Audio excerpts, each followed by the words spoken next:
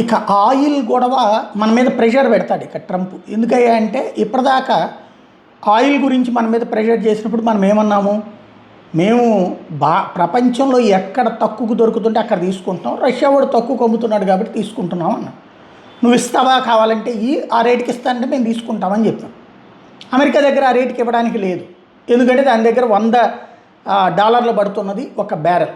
వీళ్ళు $75, 65 నుంచి $75 మధ్యలో ఇచ్చారు మనకి. అందులో ఒక $5 డిస్కౌంట్లు కూడా ఇచ్చుకొచ్చాడు రష్యా. సౌదీ అరేబియా, దుబాయ్ లాంటి వాళ్ళు కూడా ఆ రష్యా కంటే ఎక్కువ రేట్ అయ్యేటప్పుడు మనం వాళ్ళది తగ్గించేసాం.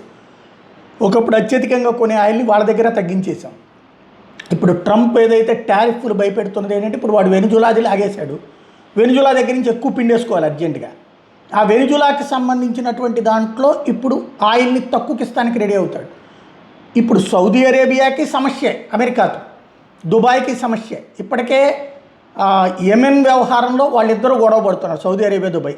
దాన్ని వెనక నుండి ప్రోత్సహిస్తోంది రెండు దేశాలని అమెరికా. జియో పాలిటిక్స్లో ఒకళ్ళకి చిచ్చు పెట్టి, స్నేహితుల మధ్యన కూడా గొడవలు పెట్టి నాటకాలు ఆడడంలో సిద్ధాస్తులైనటువంటి దేశం అమెరికా.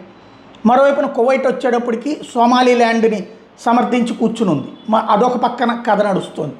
ఓవరాల్గా ఇప్పుడు అరబ్ దేశాల మధ్య చిచ్చు పెట్టి పెంచి పగల క్రియేట్ చేస్తుంది అమెరికా. అదే సమయంలో భారత్ లాంటి వాళ్ళ మీద ఒత్తిడి చేస్తుంది అమెరికా. తమ స్వార్థం కోసం ఎంతకైనా దిగజారేటటువంటి లక్షణాలు ఉన్న అమెరికా ఇప్పుడు ఒక పెద్ద హెడెక్ కాబోతుంది వరల్డ్కి.